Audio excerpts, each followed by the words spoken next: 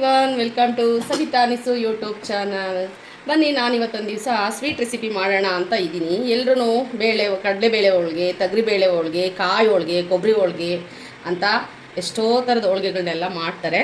ಮತ್ತು ಅದರಲ್ಲೂ ಈ ಮಾವಿನ ಹಣ್ಣಿನ ಸೀಸನ್ ಆಗಿರೋದ್ರಿಂದ ಎಷ್ಟು ಸಾರಿ ಹೋಳಿಗೆ ಮಾಡಿದ್ರೂ ಸಾಕು ಅನಿಸಲ್ಲ, ಇನ್ನೂ ತಿನ್ನಬೇಕು ಅನಿಸುತ್ತೆ. ತಿನ್ನೋದು ಒಂದೇ ಆದ್ರೂ ಬಾಯಿ ಕೇಳ್ತಾನೆ ಇರುತ್ತೆ. ಮಾವಿನ ಹಣ್ಣು ಸಿಕ್ಕುಣ್ಣೆ ಹೋಳಿಗೆ ಊಟ ಮಾಡಬೇಕು ಅಂತ.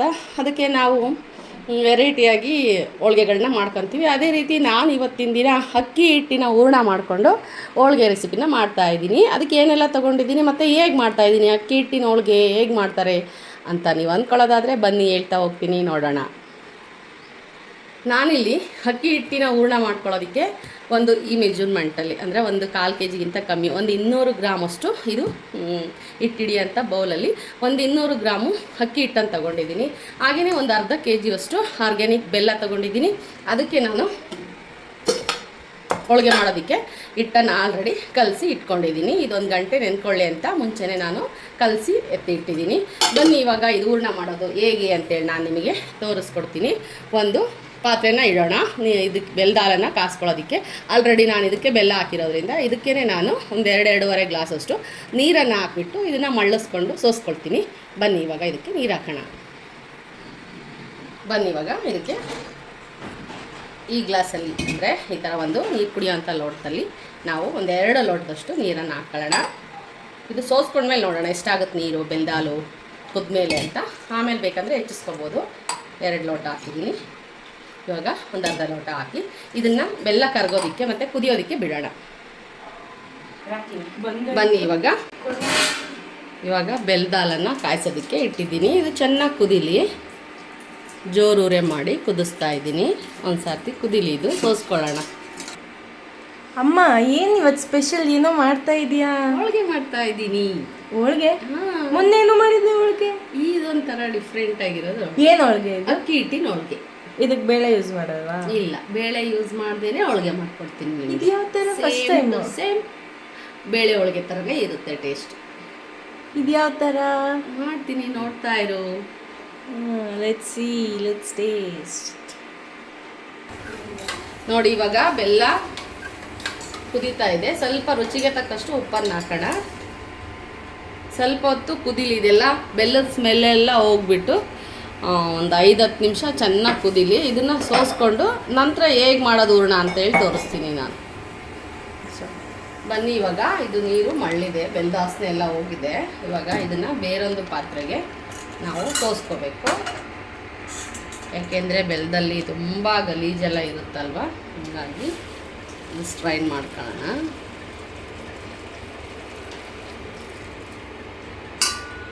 ನೋಡಿ ಎಷ್ಟು ಗಲೀಜಿದೆ, ಹಂಗಾಗಿ ನಾವು ಬೆಲ್ಲನ ಶೋಧಿಸ್ಕೊಂಡೇ ಹಾಕ್ಕೋಬೇಕು.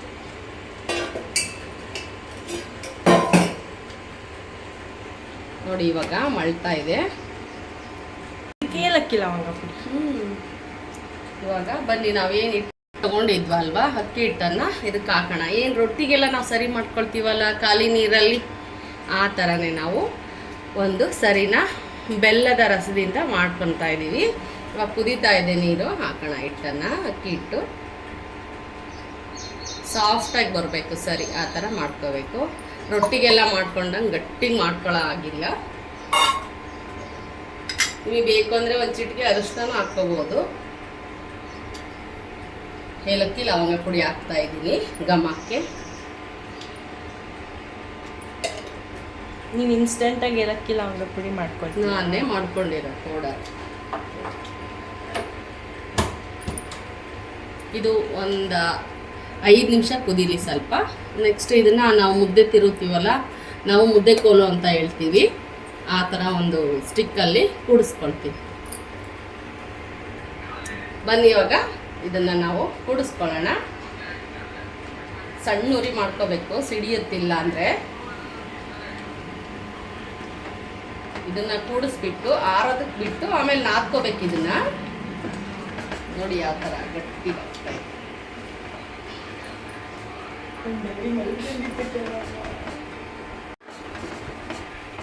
ನೋಡಿ, ಹೂರಣಕ್ಕೂ ಇದಕ್ಕೆ ಏನಾದ್ರು ಡಿಫ್ರೆನ್ಸ್ ಗೊತ್ತಾಗ್ತಾ ಇದೆಯಾ? ಕಲರು ಏನು ಅನ್ನಿಸ್ತಿಲ್ಲ ಅಲ್ವಾ?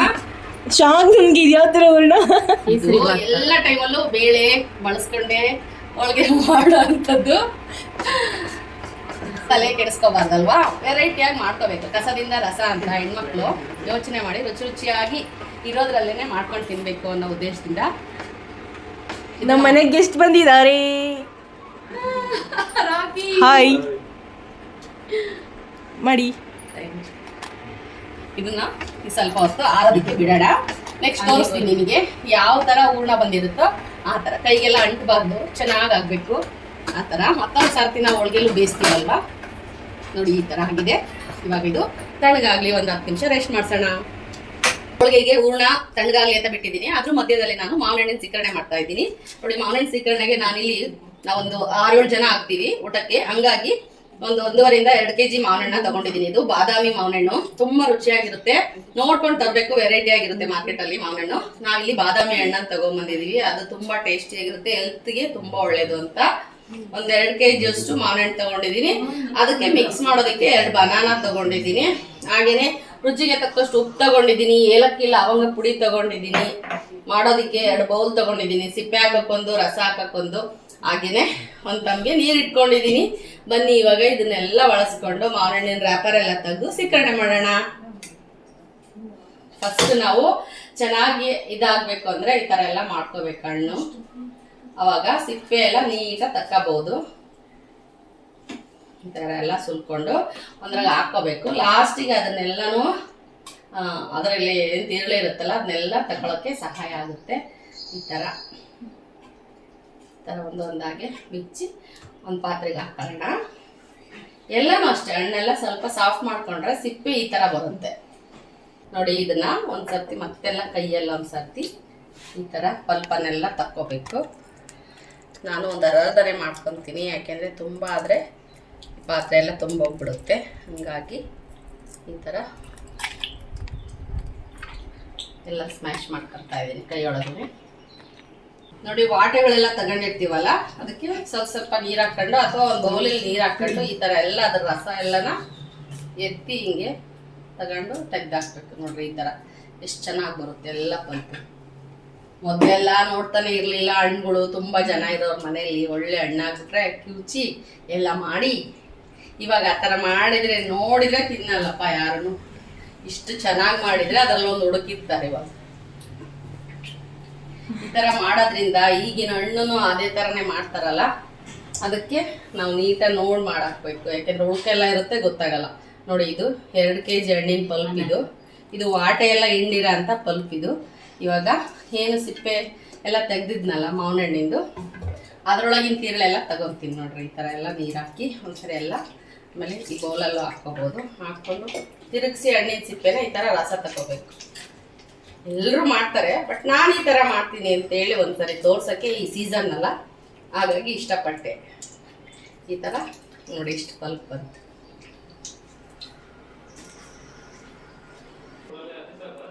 ಬನ್ನಿ ಇವಾಗ ನೋಡಿ, ನಾನು ಸೀಕರಣೆ ಎಲ್ಲನ ಮಾಡ್ಕೊಂಡಿದ್ನಲ್ವಾ ಈ ಥರ. ಇವಾಗ ಇದನ್ನೊಂದ್ಸರಿ ಮಿಕ್ಸ್ ಮಾಡ್ಕೊಂಡು, ಇದು ದೊಡ್ಡ ಪಾತ್ರೆ ಆಗಬೇಕಾಗಿತ್ತು, ಸ್ವಲ್ಪ ಜಾಸ್ತಿನೇ ಆಯಿತು ರಸ. ನೋಡಿ, ಇಷ್ಟು ತಿಕ್ಕಾಗಿ ಬರುತ್ತೆ. ಈ ಥರ ಎಲ್ಲ ನಾನು ಪಲ್ಪನ್ನು ತಗೊಂಡು ಸ್ವಲ್ಪ ದೊಡ್ಡದಾಗಿರೋ ಪಾತ್ರೆಗೆ ನಾನು ಹಾಕ್ತಾ ಇದ್ದೀನಿ. ಹುಳಿ ಇರ್ಬೋದು ಅಥವಾ ಸಪ್ಪೆ ಇರ್ಬೋದು, ಸ್ವಲ್ಪ ಶುಗರನ್ನು ಆ್ಯಡ್ ಮಾಡಿದರೆ ಟೇಸ್ಟಿಯಾಗಿರುತ್ತೆ, ಅದು ಮ್ಯಾನೇಜ್ ಆಗುತ್ತೆ ಅಂತೇಳಿ ಸಕ್ಕರೆ ಹಾಕೋಣ. ಇವಾಗ ಇಲ್ಲಿ ಭಾಳ ಸೀಕರಣೆ ಆಗಿರೋದ್ರಿಂದ ನಾನು ಬೇರೊಂದು ಪಾತ್ರೆಗೆ ಟ್ರಾನ್ಸ್ಫರ್ ಮಾಡ್ಕೋಬೇಕು. ಹಿಂಗೆ ತುಂಬಿರೋ ಅಂಥ ಪಾತ್ರೆ ಖಾಲಿ ಪಾತ್ರೆಗೆ ಹಾಕ್ಬೇಕಾದ್ರೆ ಸಿಡಿಯೋ ಚಾನ್ಸಸ್ ಜಾಸ್ತಿ ಇರುತ್ತೆ. ಹಂಗಾಗಿ ಒಂದು ಸ್ಪೂನ್ ಸಹಾಯದಿಂದ ಹಿಂಗೆ ಸಪೋರ್ಟ್ ಮಾಡಿಕೊಂಡ್ರೆ ಸಿಡಿಯೋದಿಲ್ಲ. ಈ ಥರ ನಾನು ಡಂಪ್ ಮಾಡಿಕೊಂಡೆ. ಅದಕ್ಕೆ ಬನ್ನಿ ಇವಾಗ ಬಾಳೆಹಣ್ಣು ತೊಗೊಂಡಿದ್ವಲ್ಲ ಅದನ್ನು ಕೂಡ ರಸಾಯನಕ್ಕೆ ಸೇರಿಸ್ತಿದ್ದೀನಿ. ನಮಗೆಲ್ಲ ಇದು ಬನಾನಾ ಹಾಕಿದರೆ ಸೀಕರಣೆಗೆ ತುಂಬಾ ಟೇಸ್ಟಿಯಾಗಿರುತ್ತೆ ಅಂಥೇಳಿ ನಾವು ಯಾವಾಗ್ಲೂ ಒಂದಾದರೂ ಬಾಳೆಹಣ್ಣನ್ನು ಅದಕ್ಕೆ ಸೇರಿಸ್ತೀವಿ. ಇದು ನಿಮ್ಮ ಆಪ್ಷನ್, ಹಾಕೋದಾದರೆ ಹಾಕ್ಬೋದು, ಬೇಡ ನಮಗೆ ಇಷ್ಟ ಇಲ್ಲ ಅಂದರೆ ಅದನ್ನು ಸ್ಕಿಪ್ ಮಾಡ್ಬೋದು. ನಾವು ಈ ಥರವಾಗಿ ಸೀಕರಣೆ ಮಾಡ್ತಾಯಿದ್ದೀವಿ ಅಂಥೇಳಿ ತೋರಿಸ್ತಾ ಇದ್ದೀನಿ.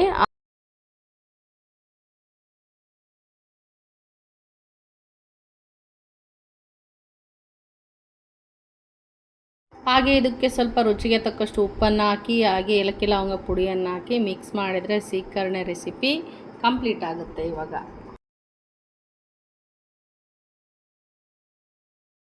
ನೋಡಿ, ನಾವು ಈ ಥರ ಸಣ್ಣದಾಗಿ ಸ್ಲೈಸ್ ಮಾಡ್ಕೊಂಡು ಬನಾನವನ್ನು ಹಾಕ್ಕೊಳ್ತೀವಿ. ನಮಗಂತೂ ಅದು ತುಂಬ ಟೇಸ್ಟಿಯಾಗಿರುತ್ತೆ ಅಂತ ಒಂದ್ಸರಿ ಟ್ರೈ ಮಾಡಿರಿ, ಮಾಡೋದಾದರೆ ಗೊತ್ತಾಗುತ್ತೆ ರುಚಿ ನಿಮಗೂ ಕೂಡ. ಈ ರೀತಿಯಾಗಿ ಈಗ ಸೀಕರಣೆದೆಲ್ಲ ಫೈನಲಿ ಎಲ್ಲ ಮುಗೀತು ನೋಡಿ. ಅದು ಎಷ್ಟು ಥಿಕ್ನೆಸ್ಸಾಗಿ ಎಷ್ಟು ಚೆನ್ನಾಗಿ ಬಂದಿದೆ. ಜಾಸ್ತಿ ನೀರನ್ನು ಆ್ಯಡ್ ಮಾಡಿದರೆ ರುಚಿಯಾಗಿರಲ್ಲ. ತುಂಬ ಜನ ಇದ್ದಾಗ, ಸ್ವಲ್ಪ ಹಣ್ಣಿದ್ದಾಗ ಅನಿವಾರ್ಯ ಅದು ಮಾಡಲೇಬೇಕಾಗುತ್ತೆ. ಬಟ್ ನಾವೇ ಸ್ವಲ್ಪ ಜನ ಇದ್ದಾಗ ರುಚಿಯಾಗಿ ತಿನ್ನಬೇಕು ಅಂದರೆ ಗಟ್ಟಿಯಾಗಿ ಮಾಡಿಕೊಂಡ್ರೇ ತುಂಬ ಟೇಸ್ಟಿಯಾಗಿರುತ್ತೆ. ಈ ಥರ ನಾನು ಸೀಕರಣೆನ ರೆಡಿ ಮಾಡ್ತೀನಿ. ನಿಮಗೆ ಇಷ್ಟ ಆಯಿತು ಅಂತ ಅಂದ್ಕೋತೀನಿ ನಾನು ಕೂಡ. ಬನ್ನಿ ಇವಾಗ ನಾವೇನು ಹೂರಣ ತಯಾರು ಮಾಡಿದ್ನಲ್ವ, ಅಕ್ಕಿ ಹಿಟ್ಟಿನ ಹೂರಣವನ್ನು, ಅದರದ್ದೆಲ್ಲ ಒಂದೊಂದು ಉಂಡೆಗಳನ್ನು ಮಾಡಿಕೊಂಡು ಎತ್ತಿಟ್ಕೊಳ್ಳೋಣ ಫಸ್ಟು. ಯಾಕೆ ಅಂದರೆ ಹೋಳ್ಗೆ ಮಾಡ್ಬೇಕಾದ್ರೆ ನಮಗೆ ಈಸಿ ಆಗುತ್ತೆ. ಬೇರೆ ಏನಾದರೂ ಕೆಲಸ ಮಾಡ್ಕೊತಾನು ಕೂಡ ಮಾಡ್ಬೋದು. ಹಂಗಾಗಿ ನಾನು ಫಸ್ಟೇ ಹೂರಣ ಎಲ್ಲನ ಉಂಡೆ ಮಾಡಿ ಎತ್ತಿಟ್ಕೊತಾ ಇದ್ದೀನಿ. ನಾನು ಮಾಡ್ತಾಯಿದ್ದೆ, ಹಾಗೆ ನನ್ನ ತಂಗಿ ನಾನು ಮಾಡಿಕೊಡ್ತೀನಿ ಉಂಡೆಗಳೆಲ್ಲ, ನೀನು ಹಿಟ್ಟನ್ನೆಲ್ಲ ಒಂದು ಸರಿ ನಾದ್ಕೋ, ಬೇರೆ ಕೆಲಸ ಮಾಡ್ಕೊ ಅಂತ ಅವಳು ಇನ್ನೂ ಒಂದು ಉಪಾಯ ಮಾಡಿದ್ಲು. ಒಂದು ಸ್ವಲ್ಪ ತುಪ್ಪ ಸವರ್ಕೊಂಡು ನಾವು ಈ ಥರ ಉಂಡೆಗಳನ್ನೆಲ್ಲ ಮಾಡಿ ಇಟ್ಕೊಂಡ್ರೆ ಹೋಳ್ಗೆನೂ ಕೂಡ ಸಾಫ್ಟಾಗಿ ಬರುತ್ತೆ. ಸೀಕರಣೆ ಆಗಿರೋದ್ರಿಂದ ನಾವು ತುಪ್ಪ ಅಂತೂ ಬಳಸೋದಿಲ್ಲ. ಜೊತೆಗೆ ಇದರೊಳಗೇ ಅಡುಗೆ ಜೊತೆಗೇ ಬಿದ್ದರೆ ಟೇಸ್ಟಿಯಾಗಿರುತ್ತೆ. ಹಂಗಾಗಿ ಸ್ವಲ್ಪ ಕೈಗೆ ನಾನು ಮಾಡಿಟ್ಟಿರೋ ಉಂಡೆಗಳಿಗೆ ಮತ್ತು ಕೈ ತುಪ್ಪ ಸವರ್ಕೊಂಡು ನೋಡಿ ಅವಳು ಈ ಥರ ಎಲ್ಲನ ಬಾಲ್ಸ್ ಎಲ್ಲನೂ ಮಾಡಿ ಅಷ್ಟುನು ಶೇಪೆಲ್ಲ ಮಾಡಿ ಈ ಥರ ಎಲ್ಲ ಮಾಡಿ ಇಡ್ತಾ ಇದ್ದಾಳೆ. ಎಷ್ಟು ಚೆನ್ನಾಗಿ ಬರ್ತಾಯಿದೆ. ಸ್ವಲ್ಪನೂ ಅಂಟಲ್ಲ. ಒಂದು ಸೇಮ್ ಏನು ಬೇಳೆ ಹೂರಣ ಇರುತ್ತೋ ಅದೇ ಟೇಸ್ಟಾಗೇ ಇರುತ್ತೆ. ಮಕ್ಕಳೆಲ್ಲ ತುಂಬ ಡಿಸ್ಟರ್ಬ್ ಮಾಡಿ ಗಲಾಟೆ ಮಾಡ್ತಾಯಿದ್ದಾರೆ. ಹಂಗಾಗಿ ನಾನು ವಾಯ್ಸ್ ಓವರಿಂಗ್ ಮಾಡ್ತಾಯಿದ್ದೀನಿ. ನ್ಯಾಚುರಲ್ ವಾಯ್ಸು ತುಂಬಾ ಚೆನ್ನಾಗಿ ಬಂದಿತ್ತು. ಅವರೆಲ್ಲ ಟೇಸ್ಟಿಗೆ ಸ್ವಲ್ಪ ಹೂರಣ ಇಸ್ಕೊಳ್ಳೋದು, ಸ್ವಲ್ಪ ಸೀಕರಣೆ ಕುಡಿಯೋದು, ಅದೆಲ್ಲ ಮಾಡಿ ಗಜಿಬಿಜಿ ಮಾಡಿದ್ರು ವಾಯ್ಸು. ಹಂಗಾಗಿ ನಾನು ಇಲ್ಲಿ ಹೊಸ್ದಾಗಿ ವಾಯ್ಸ್ ಓವರಿಂಗ್ ಕೊಡ್ತಾಯಿದ್ದೀನಿ ನೋಡಿ. ತುಂಬ ಟೇಸ್ಟಿಯಾಗಂತೂ ಇತ್ತು. ಅವ್ರಿಗೆ ಗೊತ್ತೇ ಆಗಲಿಲ್ಲ, ನಾನು ಅವ್ರಿಗೆ ಹೇಳೇ ಇಲ್ಲ ಮಕ್ಕಳಿಗೆ ಇದು ಅಕ್ಕಿ ಹಿಟ್ಟಿನ ಹೋಳ್ಗೆ ಅಂತ ಹೇಳಿ. ಅದಕ್ಕೆ ಕಣ್ಣು ಬಿಡ್ತಿದ್ದಾರೆ. ಇದು ಅಕ್ಕಿ ಹೂರಣನ, ಇದು ಬೇಳೆ ಹೂರಣನ, ಅವ್ರಿಗೆ ಕನ್ಫ್ಯೂಸು. ಊಟ ಮಾಡ್ಬೇಕಾದ್ರೆ ಸ್ವಲ್ಪ ಗೊತ್ತಾಗುತ್ತೆ. ಅವಾಗ ಅವರೆಲ್ಲ ಅದನ್ನು ಪತ್ತೆ ಹಚ್ಚಿದ್ರು. ಅಲ್ಲಿ ತನಕ ಅವ್ರಿಗೆ ಗೊತ್ತೇ ಆಗಲಿಲ್ಲ. ಹೂರಣ ತಿಂದ್ರೂ ಗೊತ್ತಾಗಲಿಲ್ಲ ಅವರಿಗೆ. ಅಷ್ಟು ಚೆನ್ನಾಗಿತ್ತು ಹೂರಣ ಮಾತ್ರನ. ನೋಡೋದಕ್ಕೆ ತೇಟ್ ಬೇಳೆ ಹೂರಣದ ಥರನೇ ಇತ್ತು. ಬನ್ನಿ ಇವಾಗ ನೋಡಿ ಎಲ್ಲನೂ ಕೂಡ ಉಂಡೆಗಳನ್ನು ಮಾಡಿಕೊಂಡು ನಾವು ಒಂದು ತಟ್ಟೆಗೆ ನೋಡಿ ಎಲ್ಲನ ಜೋಡಿಸ್ಕೊಂಡ್ವಿ. ತಟ್ಟೆ ಒಳಗೆ ಚೆನ್ನಾಗಿ ಕಾಣಿಸ್ತಾ ಇದೆ ಅಂದರೆ ಅದು ಲಡ್ಡು ಉಂಡೆಗಳ ಥರನೇ ಕಾಣಿಸ್ತಾ ಇದೆ. ಬನ್ನಿ ಇವಾಗ ಹೋಳಿಗೆ ಮಾಡೋದಕ್ಕೆ ಒಂದು ಹೋಳಿಗೆ ಕವರ್ ತೊಗೊಂಡಿದ್ದೀನಿ, ಅಥವಾ ಬಟರ್ ಪೇಪರ್ ಇದ್ರೂ ಮಾಡ್ಕೋಬೋದು.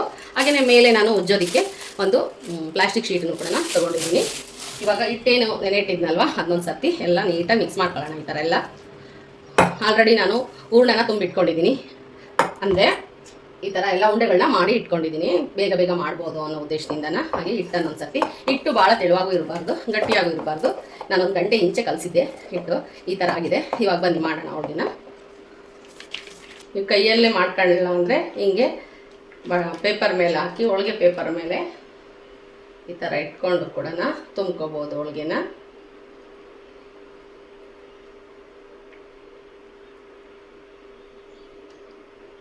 ನೋಡಿ ಈ ಥರ. ಇವಾಗ ಹೋಳಿಗೆನ ಮಾಡೋಣ.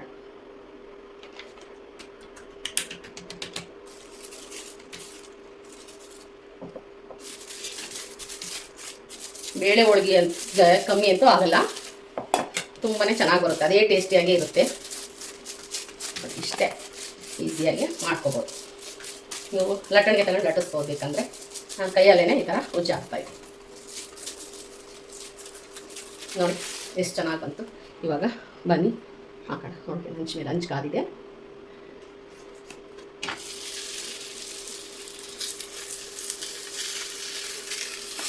ನೋಡಿ ಎಷ್ಟು ಈಸಿಯಾಗಿ ಮಾಡ್ಕೋಬೋದಲ್ವ ಹೋಳಿಗೆನ.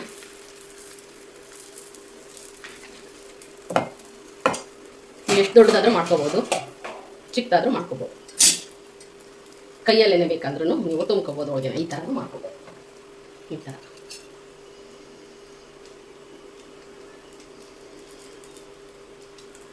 ಪದೇ ಪದೇ ಬೇಳೆ ಹೋಳಿಗೆ ತಿಂದರೆ ಗ್ಯಾಸ್ಟ್ರಿಕ್ ಕೂಡ ಆಗುತ್ತೆ ಅಂತಾರೆ. ನಮ್ಮನೆಯವರಂತೂ ಭಾಳ ಸರಿ ನಾನು ಹೋಳಿಗೆ ಮಾಡಿದರೆ ತಿನ್ನಲ್ಲ, ಅನಿವಾರ್ಯ ಅಂತ ಮಾಡಿದ್ರು ತಿನ್ನಲ್ಲ. ಒಂದು ಹೋಳಿಗೆ ತಿಂತಾರೆ ಅಷ್ಟೇ. ಯಾಕೆ ಗೊತ್ತಾ, ತೊಗರಿ ಬೇಳೆನೂ ತುಂಬ ಗ್ಯಾಸ್ಟ್ರಿಕ್ಕು ಅಂತ ನಾನು ಈ ಥರ ಮಾಡ್ತಾ ಇರ್ತೀನಿ ಅವಾಗವಾಗ.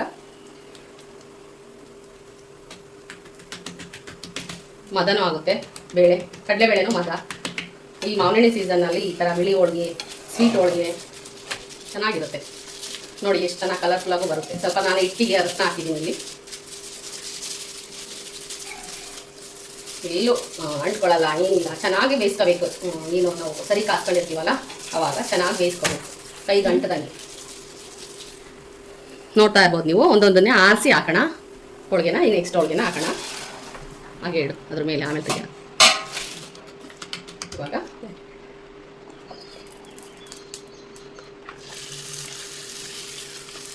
ನಾನು ಸ್ವಲ್ಪ ದಪ್ಪನಾಗೆ ಮಾಡ್ತಾ ಇದ್ದೀನಿ.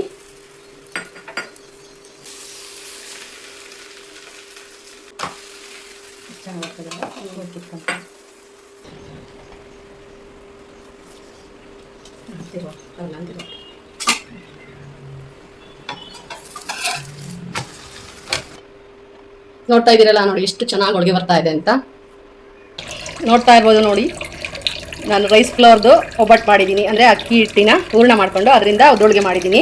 ನಾನು ತಗೊಂಡಂಥ ಕ್ವಾಂಟಿಟಿಗೆ ಒಂದು 25 or 26 ಹೋಳಿಗೆಗಳು ಆಗಿದ್ದಾವೆ. ನೋಡಿ ಎಷ್ಟು ಚೆನ್ನಾಗಿ ಬಂದಿದೆ ಅಂತ.